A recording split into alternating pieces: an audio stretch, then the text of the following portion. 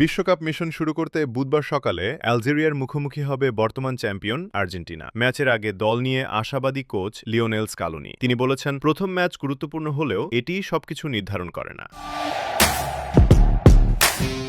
চোট নিয়ে শঙ্কা থাকলেও সুখবর পেয়েছে অ্যালবিসেলেস্তেরা। হালকা হ্যামস্ট্রিং সমস্যায় থাকা লিওনেল মেসি, গোড়ালির চোট কাটিয়ে হুলিয়ান আলভারেজ এবং আঙুলে চোট থাকা গোলরক্ষক এমিলিয়ানো মার্তিনেজ তিনজনই আলজেরিয়ার বিপক্ষে খেলার জন্য প্রস্তুত।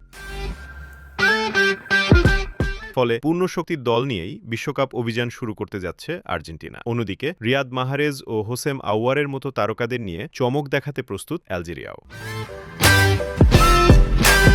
Desk report, press desk, BD.